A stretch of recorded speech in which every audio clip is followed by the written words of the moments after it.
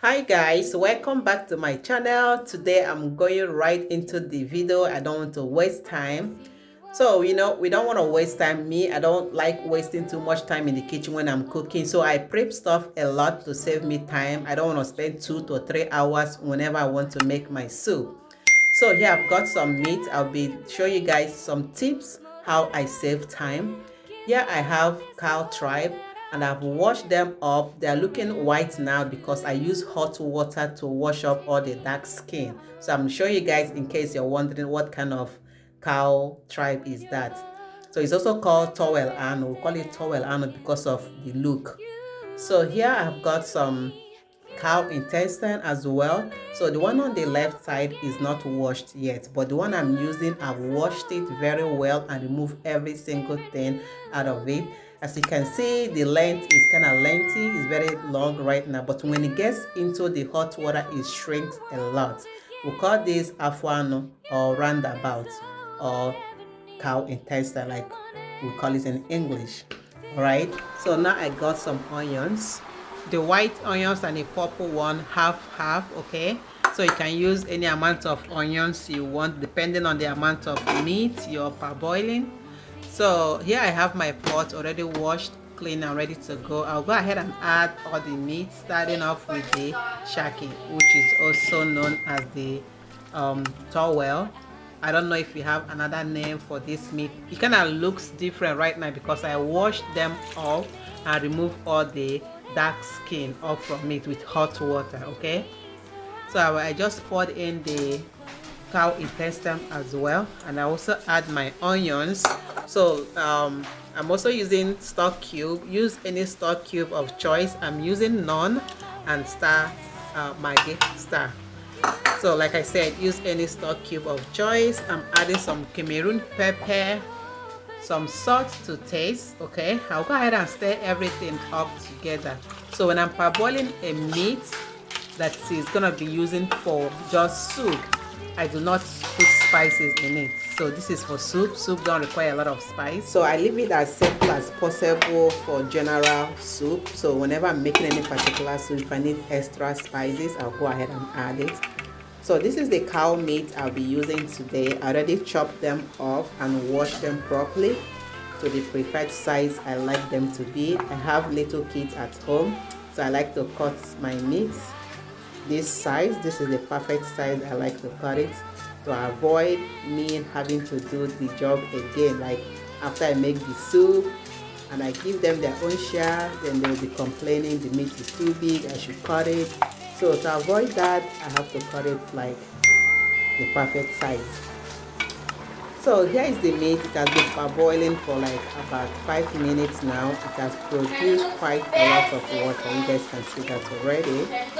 So, but I'll go ahead and still cover this up and let it continue cooking for extra 4 to 5 minutes because these two meats can be a little bit harder to cook sometimes.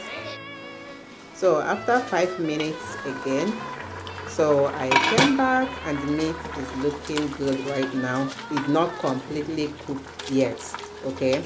So it's like about 70% cooked. Yeah, cow intestine and the towel can be had sometimes. So I went ahead and add my cow meat and I will stir everything up properly. Once they are all mixed and combined, I will still go ahead and cover the pot again for another 5 minutes because I do not want to overcook my cow meat at this point. So now it's looking ready. So stir everything up one more time. It looks good, okay? I'll just go ahead and taste the sauce a little bit to see if it's tasting as good as it's looking right now, and it looks so good and it tastes perfect. So I'll go ahead and just turn the stove off and let it like sit for a few minutes to cool down a little bit. So this saves me a lot of time when I'm ready to cook. I don't have to spend 2 hours prepping my meat and all of that, okay? So I do this all the time. Whenever I have extra time in my house, I have 4 kids, I can be very busy sometimes. Whenever I have a little time. I use that time to prep my cooking stuff. Okay, that's what I do. So yeah, I've got this butter container that I used. Of course, I don't have to throw them away. I bought them, I spend money on them, so I can still make use of it, right? Instead of spending extra money buying containers, I just use these ones. They are very good, and they also have covers. They all came with covers. So this is another way to save money, guys. I don't like wasting food, neither do I like to waste the money. No, I don't like to. So I use them and I wash them up when they are finished, and I save them up. So at this point, I'll go ahead and add all the meat, divide them equally as much as I can as possible. So I'll divide all the meat inside the 4 containers that I have. So that means I'll be using this to make different kinds of soup. Whenever I feel like making any soup, I just grab one out of my freezer and I will defrost them in my microwave. Yeah, but if I remember ahead of time that I'll be like, today I'll be making soup tomorrow, before I go to bed, I just bring them out of my freezer and put them in my refrigerator.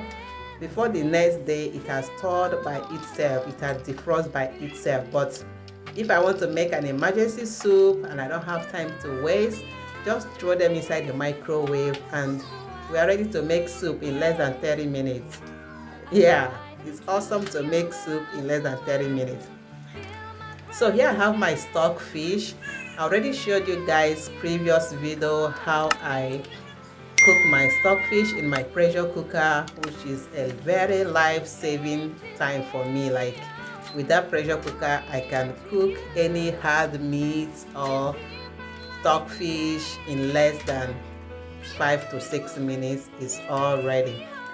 So if you haven't seen the video, please check it out. Okay, I'll put it on up there as well, and I'll try to remember to put the description section. Sometimes I just upload, I don't even remember to do any other stuff. I just let it go.